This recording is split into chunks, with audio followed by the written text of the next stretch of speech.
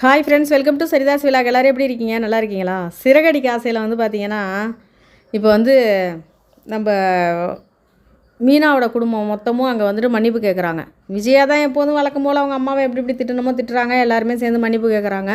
அவங்க என்னமோ மனசு மாறி நல்ல மனசோடு வாபஸ் வாங்கின மாதிரி நினச்சிக்கிட்டு, நம்ம மீனாவோட அம்மா, மீனா, சீதா, அந்த சத்யா எல்லோரும் சேர்ந்து கையெடுத்து கும்பிட்டு, நீங்கள் தான் எங்களுக்கு தெய்வம் மாதிரி, நீங்கள் மனசு மாதிரி இப்படி வாபஸ் வாங்குவீங்கன்னு நினைக்கவே இல்லை, நாங்கள் காலம் ஃபுல்லாக அவங்க காலடியிலேயே கிடப்போம் அப்படிங்கிற மாதிரி மன்னிப்பு கேட்டுட்டு கிளம்பிட்டாங்க. இப்போ முத்து வீட்டுக்கு கிளம்பி வாங்கன்னு சொல்லி கூப்பிட்றாரு அவங்க அம்மாவை. உன் இஷ்டத்துக்குலாம் நான் கிளம்பி வர மாட்டேன், எனக்கு எப்போ தோணுதான் வரேன் போன்னு அனுப்பிட்டாங்க. முத்து சொல்கிறாரு, ஆனால் ஒன்று, அப்பாவுக்கு நீங்கள் இல்லாமல் அங்கே இருக்கிறது பிடிக்கலையா, அதனால் அவங்க அம்மா வீட்டுக்கு ஊருக்கு கிளம்புறாரு அப்படின்னு சும்மா பொய்யா சொல்கிறாரு. சொல்லிவிட்டு இந்த மாதிரி அப்பாவோட ஃப்ரெண்டு ஒருத்தர் அவங்க ஒய்ஃபு இப்படி தான் கோச்சிக்கிட்டு போயிட்டு வரவே இல்லையா, கொஞ்சம் நாள் கழித்து விவாகரத்து பண்ணிட்டாராம், அதேமாதிரி அப்பா கூட யோசிக்க வாய்ப்பு இருக்குதுன்னு சொன்னோடனே விஜயா உடனே அப்படியே ஆக்ஷன் பண்ணிவிட்டு கிளம்பி வீட்டுக்கு வந்துடுறாங்க. வீட்டுக்கு வந்தவொடனே ரோகிணிக்கு பிடிக்கல.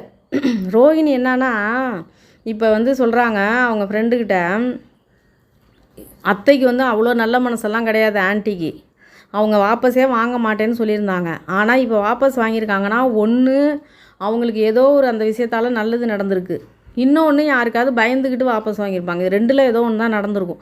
அது என்னங்கிறத நான் கண்டுபிடிக்கிறேன்னு பேசிகிட்டு இருக்காங்க. அதே போல் யோசிக்கிறாங்க. வீட்டுக்கும் வந்துட்டாங்க, கோவம் போயிட்டு வீட்டுக்கும் வந்துட்டாங்க, வாபஸும் வாங்கிட்டாங்க. என்னமோ நடந்திருக்கு, என்னான்னு தெரில, இதை கண்டுபிடிக்கணும்னு பிளான் போட்டாங்க. அவங்க பிரச்சனையெல்லாம் விட்டுறாங்க, அடுத்தவங்க விஷயத்தில் மூக்கம் நுழைச்சிட்றாங்க நம்ம ரோகிணி. இப்போ என்னென்னா, சிட்டி என்ன பண்ணுறாரு தெரியுமா, ஃபோன் பண்ணி மிரட்டுறாரு. 2 லட்ச ரூபா நான் பணம் கேட்டேனே என்னாச்சு அப்படின்னு. என்கிட்ட இப்போதைக்கு இல்லை அப்படிங்கிறாங்க. உங்ககிட்ட இல்லைனாக்கா எங்கேயாவது ரெடி பண்ணி கொடுங்க. இப்போ அவன் வர சீரியஸாக இருக்கான். ஒரு நாள் ஆவ ஏதோ ஒன்று ஆயிடுச்சுன்னா எனக்கு தெரியாது, நான் உங்களை போட்டு கொடுத்துட்டு போய்கிட்டே இருப்பேன் அப்படின்னு சொன்னோன்னே, நான் எப்படியாவது ரெடி பண்ணுறேன் அப்படின்ட்டு வச்சுட்டாங்க. இப்போ அந்த 2 லட்ச ரூபா பணம் அவங்களுக்கு வேணும். அது இல்லாமல் இப்போ மீனாவும் முத்துவும் சந்தோஷமாக இருக்காங்க. அது வேற பொறுக்கலை. என்ன பண்ணுறதுன்னு யோசிக்கிறாங்க. இப்போ நேராக என்ன பண்ணுறாங்க, நம்ம பார்வதி வீட்டில் போய் போட்டு வாங்கலான்ட்டு போகிறாங்க. அங்கே போய்ட்டு அவங்க வழக்கமாக அவங்க அந்த மெசாஜ் மாதிரி பண்ணுவாங்கள்ல தலையெல்லாம், அதெல்லாம் பண்ணி விட்டுக்கிட்டு இருக்காங்க பார்வதிக்கு. பார்வதி என்னன்னாக்கா உளறிடுறாங்க.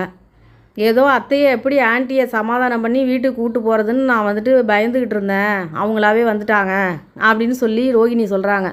இவங்க உடனே பார்வதி சொல்கிறாங்க, அவள் எங்கே மனசு மாறி வந்தா, 2 லட்ச ரூபா பணம் தான் அவளை மாற்றுனுச்சு அப்படின்னு சொன்ன உடனே இப்போ கண்டுபிடிச்சிட்டாங்க. அந்த 2 லட்ச ரூபா பணத்தை இப்போ என்கிட்ட கொடுங்கன்னு கேட்க போகிறாங்க. அது பார்வதி வீட்டில் கொடுத்து வச்சுட்டு போயிருக்காங்க நம்ம விஜயா. இங்கே தான் அந்த பணத்தை கொடுத்துட்டு போயிருக்கிறா அப்படின்னு சொல்லி அவங்க சொல்லுவாங்க.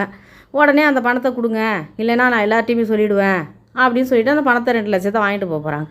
யோயோ அம்மா, இடியப்பா சிக்கல்னு சொல்லுவாங்க பாருங்கள், மாற்றி மாற்றி மாற்றி மாற்றி இதான் நடக்குது அந்த வீட்டுக்குள்ளே. ஆனால் முத்துவும் மீனாவும் வள கொலன்னு கடுப்பு வருதுங்க. அதாவது முத்து இருக்கார் பாருங்க, பேசியே டார்ச்சர். அவங்க அம்மா அவர் மேலே துளி கூட பாசம் கிடையாது, 1 இன்ச்சு கூட மனசளவில் கூட பாசம் கிடையாது. இவரு அப்படியே அவங்க அம்மாவும் அப்பாவும் பிரிஞ்சிருக்கிறத நினச்சி உருகுறாராம். இதெல்லாம் எங்கே போய் அடுக்கும். ரொம்ப ஓவராக பேசுகிறாரு, ரொம்ப ஓவர். ரோகிணி சொல்கிற மாதிரி முத்து வாய் எப்போ பார்த்தாலும் பேசிக்கிட்டே இருக்கிறது ரொம்ப இரிட்டேட்டிங்காக இருக்குன்னு சொல்லுவாங்க. அதே போல் தான் இருக்குது. மீனா அதை தாண்டினவங்க, சும்மாவே அத்தை காலில் விழுந்து கிடப்பாங்க. இப்போ கேட்கவா வேணும், குடும்பமே சேர்ந்து அத்தை காலில் விழுந்துட்டாங்களா. இதுக்கப்புறம் அவங்க அடித்தா கூட மீனா கம்முன்னு நிற்பாங்க. ஒரு கன்னத்தில் அறைந்தால் இன்னொரு கன்னத்தை காட்டுறேங்கிற கதையாக நிற்பாங்க. அடுத்து நம்ம ரோகிணி கடுப்பாக வருது. ரோகிணி நினச்சாலும் கடுப்பு வருது. என்னன்னு கேட்டிங்கன்னா, அவங்க பிரச்சனையை விட்டுறாங்க.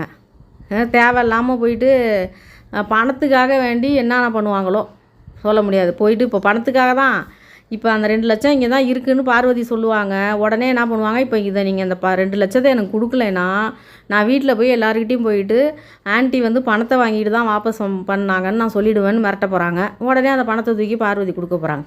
இதுதான் நடக்கும். அந்த பணத்தை கொண்டே சிட்டிகிட்ட கொடுக்க போகிறாங்க. முத்து சொல்கிறாரு அவங்க அம்மா கிட்டக்க, இவங்களே சாதாரணமாக வாபஸ் வாங்கியிருக்கலாம், இப்போ எங்களுக்கு 5 லட்ச ரூபா செலவு இவங்களால் அப்படின்னு. 5 லட்சமா அப்படின்னு பார்வதி கேட்குறாங்க. ஆமாம், இவங்க வந்து வாபஸ் வாங்க மாட்டேன்னு சொன்ன உடனே நாங்கள் வக்கீல் வச்சு தான் இதை பண்ணணுன்ட்டு யோசித்தோம். அப்போ வக்கீல்கிட்ட கேட்கும்போது 5 லட்ச ரூபா பணம் கேட்டார். இப்போ நாங்கள் அங்கே கடன் வாங்கி இங்கே கடன் வாங்கி 5 லட்சத்தை வக்கீல்கிட்ட கொடுத்துருக்கோன்னு சொல்லி முத்து சொல்கிறாரு.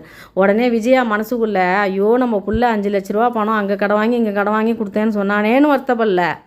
5 லட்சம் கொடுத்துருக்கீங்களா? அந்த வக்கீல் வந்துட்டு 2 லட்சத்தை கொடுத்துட்டு ஏமாற்றிட்டு போயிட்டானே, தெரிஞ்சிருந்தா நான் 3 லட்சமாவது கேட்டு வாங்கியிருப்பேன். எப்படி பாருங்கள் யோசிக்கிறது. பெத்த தாய் இப்படி இல்லாமல் யோசிக்குவாங்க? அவங்க பெத்த தாயெல்லாம் கிடையாது. எந்த அம்மாவும் அப்படி யோசிக்க மாட்டாங்க. இந்த கதையில் மட்டும்தான் அப்படி. இதோட இப்படி இருக்குது. வீட்டில் வந்து சொல்கிறாங்க, அண்ணாமலை சொல்கிறார், நான் வந்து கூப்பிட்டேன் நீ வரல, மனோஜ் ரோகிணி வந்து கூப்பிட்டதுக்கும் வரல, இப்போ எப்படி வந்த அப்படின்னு. அதுதான் பூக்கட்டுற குடும்பம் மொத்தமும் சேர்ந்து வந்து என்கிட்ட மன்னிப்பு கேட்டாங்க, நன்றி சொன்னாங்க, என்னால் வந்துட்டு ஏன் கஷ்டப்படுறீங்க எங்களாலன்னு சொல்லி கேட்டதுனால மனசு மாதிரி வந்துட்டேங்கிறாங்க. எவ்வளோலாம் காதில் பூ சுற்றுறாங்க பாருங்கள். இதோட இருக்குது சிறகடிக்க ஆசை கதை. ஆனால் எனக்கு வந்து மீனாவும் முத்துவும் நடந்துக்கிறது கொஞ்சம் கூட பிடிக்கல. மீனா நடந்துக்கிறது ரொம்ப பிடிக்கல. என்னங்க அந்த வீட்டில் என்ன சம்பளம் இல்லாத வேலைக்காரியா அவங்க? சும்மா எப்போ பார்த்தாலும். முத்து அதை தாண்டினவர், வாயை வச்சுக்கல லொடலோட லொடலோட லொடலோட. அவங்க பாசமாக இருக்கிறது ரோகிணி மேலேயும் ஸ்ருதி மேலேயும் தான், மனோஜ் மேலேயும் தான். ஆரத்தி எடுத்து உள்ளே கூப்பிடணுமா அவங்க அம்மாவை. அவங்க அம்மா பெரிய போருக்கு போயிட்டு வந்திருக்காங்க பாருங்கள். ஆரத்தி எடுத்தோம் முத்து. ஏன் அவ்வளோ பாசம் இருக்கிறவர் மனோஜ் சொல்ல மாட்டாரா? அது மாதிரி இல்லை ரவி சொல்ல மாட்டாரா? இவர் உடனே அம்மாவை ஆரத்தி எடுத்து தான் உள்ளே கூப்பிடணுமா. உடனே வந்துட்டு மீனாவை போய் ஆரத்தி தட்டை எடுத்துகிட்டு அவங்க எடுத்துகிட்டு வராங்க. ஆரத்தி தட்டை பார்த்தோன்னே விஜயா என்ன சொல்கிறாங்க, விஜயா அப்போ கூட ஏழை விட்டு பொண்ணு எடுக்கக்கூடாதான் ஆரத்தி. ஸ்ருதி நீ வா அப்படின்னு கூப்பிட்றாங்க. பணக்காரவங்க எடுத்தால் தான் ஆரத்தி இதாகுமா, டிஸ்ட்ரிக் அழியுமா. அப்புறமே மறுபடியும் 3 பேர் சேர்ந்து ஆரத்தி எடுக்கிறாங்க. சுத்தோன்னு சுற்றுறாங்க. 2 பேரும் நெத்தியில் திலகம் விட்டாங்க. நம்ம மீனா வைக்கல. உடனே ஸ்ருதி நீங்களும் விடுங்க, நெத்தியில் பொட்டு வைங்கன்னொன்னே உடனே எடுத்து இவங்க மீனாவும் எடுத்து பொட்டு வைக்கிறாங்க. என்னயா இது? ஒன்றும் புரியல. எல்லாத்துக்கும் காசு தான் பேசுது.